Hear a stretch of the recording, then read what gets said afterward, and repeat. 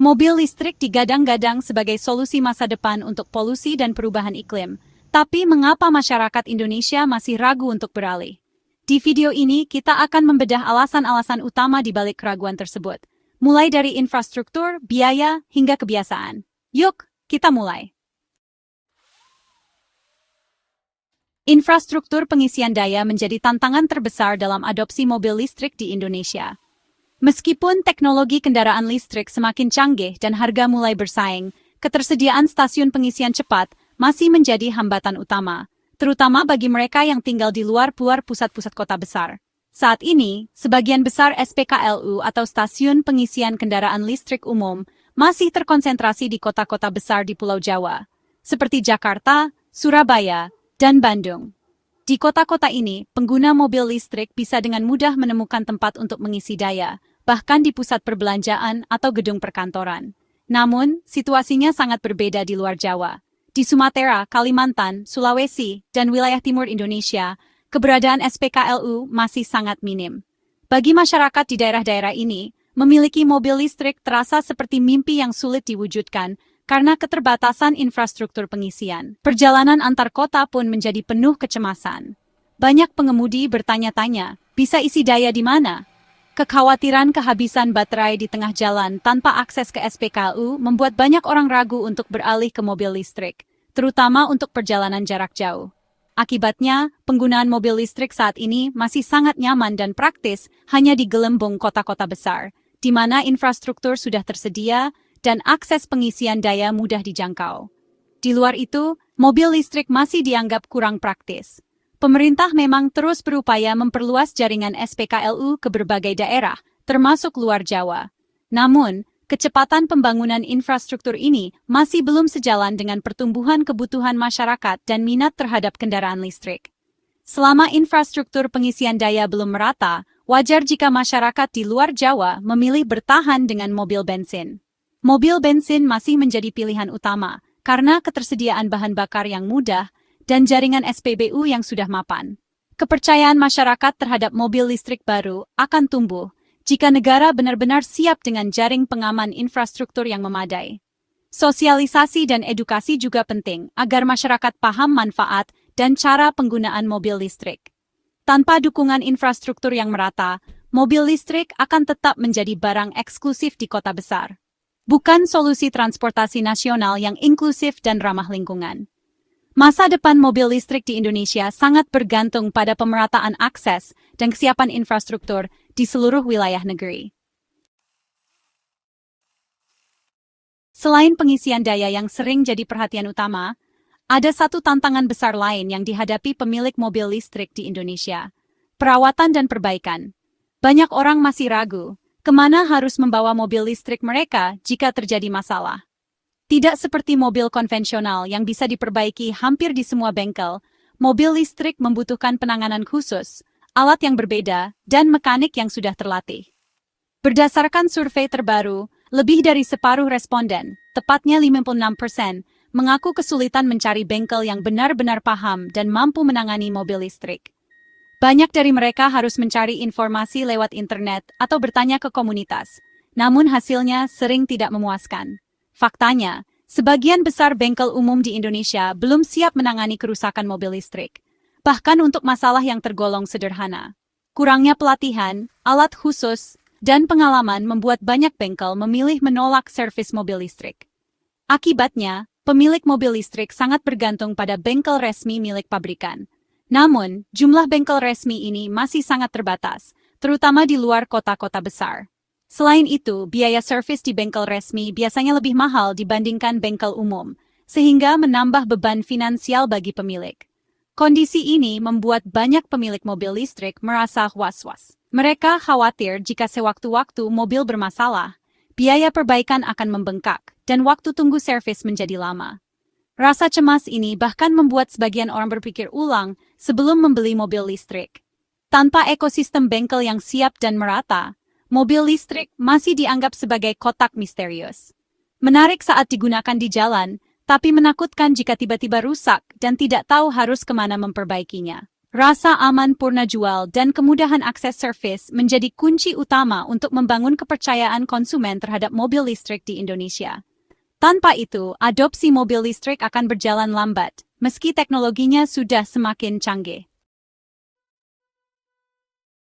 Range anxiety bukan cuma soal jarak jauh, tapi juga mobilitas harian. Lebih dari separuh masyarakat merasa SPKLU terlalu sedikit dan jauh dari aktivitas mereka. Tanpa fasilitas pengisian di rumah, setiap perjalanan harus direncanakan matang-matang. Spontanitas hilang dan bepergian jadi repot. Bagi yang tinggal di apartemen atau rumah kontrakan, mengisi daya makin sulit. Selama SPKLU belum tersebar luas, mobil listrik terasa merepotkan. Persepsi ini sangat mempengaruhi keputusan pembelian. Kapasitas baterai juga jadi sorotan. Lebih dari separuh responden mengeluhkan jarak tempuh yang masih terbatas. Mobil listrik murah biasanya hanya sanggup 200 km per sekali cas, cukup untuk harian, tapi kurang untuk perjalanan jauh. Tradisi mudik atau road trip jadi tantangan besar. Mobil bensin bisa menempuh ratusan kilometer dengan 1-2 kali isi. Mobil listrik butuh beberapa kali cas yang memakan waktu. Selama jarak tempuh belum bisa menyaingi mobil konvensional, keraguan akan terus ada. Konsumen menunggu lompatan teknologi baterai. Harga masih menjadi penghalang utama bagi banyak orang Indonesia yang ingin beralih ke mobil listrik.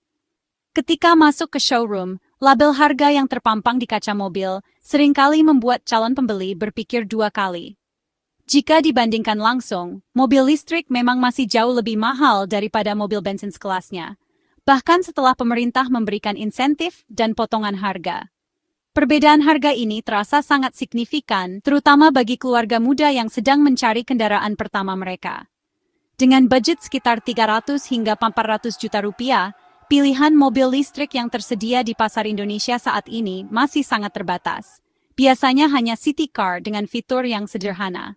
Sementara itu, dengan budget yang sama, konsumen bisa mendapatkan SUV atau MPV bensin yang lebih besar, lebih nyaman, dan bisa menampung seluruh anggota keluarga. Pilihan yang lebih banyak dan fitur yang lebih lengkap membuat mobil bensin masih jadi favorit. Dari segi value for money, mobil listrik seringkali dianggap kalah bersaing. Banyak orang merasa harga yang dibayarkan belum sebanding dengan apa yang didapatkan, baik dari sisi ukuran, fitur, maupun performa. Memang, biaya operasional mobil listrik jauh lebih murah dibandingkan mobil bensin. Pengisian daya di rumah dan perawatan yang lebih sederhana bisa menghemat pengeluaran bulanan. Namun, harga awal yang tinggi tetap menjadi beban mental dan finansial bagi banyak keluarga. Banyak yang masih ragu untuk mengambil keputusan besar ini, apalagi jika belum yakin dengan infrastruktur dan nilai jual kembali mobil listrik. Pasar massal di Indonesia sebenarnya membutuhkan mobil listrik dengan harga setara LCGC atau LMPV, agar lebih banyak orang bisa menjangkau teknologi ramah lingkungan ini. Selama mobil listrik masih diposisikan sebagai barang premium dengan harga tinggi, adopsi di masyarakat luas akan berjalan lambat.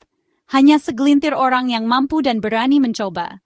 Pada akhirnya, harga adalah gerbang utama menuju elektrifikasi. Jika harga bisa lebih terjangkau, bukan tidak mungkin mobil listrik akan menjadi pilihan utama masyarakat Indonesia di masa depan. Waktu pengisian baterai juga jadi keluhan. Fast charging memang ada, tapi tetap butuh 30-45 menit, jauh lebih lama dari isi bensin. Banyak SPKLU dan home charging bahkan butuh waktu berjam-jam. Pengguna harus menyesuaikan jadwal hidup dengan jadwal pengisian. Mobil yang seharusnya praktis justru menambah rutinitas baru. Bagi yang terbiasa isi dan jalan, menunggu lama terasa tidak efisien. Inovasi pengisian super cepat sangat dinantikan. Subsidi pemerintah dinilai belum cukup menggigit. Potongan harga masih terasa kecil dibanding harga mobil listrik yang tinggi. Banyak yang merasa subsidi hanya bonus bagi yang sudah mampu, bukan solusi bagi yang belum mampu. Proses klaim subsidi juga dinilai kurang jelas dan mudah. Negara lain berani memberi insentif besar dan fasilitas tambahan. Indonesia perlu skema yang lebih agresif dan mudah diakses. Fitur keselamatan juga jadi perhatian. Sebagian masyarakat menilai mobil listrik entry level kalah fitur dibanding mobil bensin seharga sama. Isu keamanan baterai seperti risiko kebakaran atau banjir menambah kekhawatiran. Informasi dan edukasi soal standar keselamatan masih minim. Konsumen ingin bukti nyata, bukan sekadar janji. Keamanan harus jadi prioritas utama produsen dan pemerintah. Desain mobil listrik dinilai kurang variatif dan kurang wow. Ada yang terlalu futuristik, ada juga yang terlalu mirip mobil konvensional. Konsumen ingin mobil yang merepresentasikan identitas dan teknologi baru. Pilihan model masih terbatas, belum memenuhi selera pasar yang beragam. Variasi desain jadi kunci agar mobil listrik lebih menarik.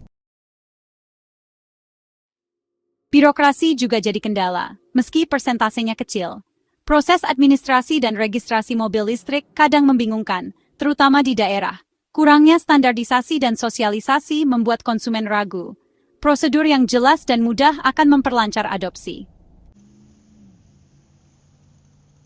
10 alasan utama tadi menunjukkan keraguan pada mobil listrik bukan sekadar penolakan, tapi respons logis atas kondisi nyata. Setiap tantangan adalah peluang untuk berbenah, dari infrastruktur, harga, hingga regulasi. Kolaborasi pemerintah, swasta, dan masyarakat sangat dibutuhkan. Mobil listrik bisa jadi masa depan jika semua pihak serius membangun ekosistemnya. Bagaimana menurut kamu? Tulis pendapatmu di kolom komentar. Terima kasih sudah menonton. Sampai jumpa di video berikutnya.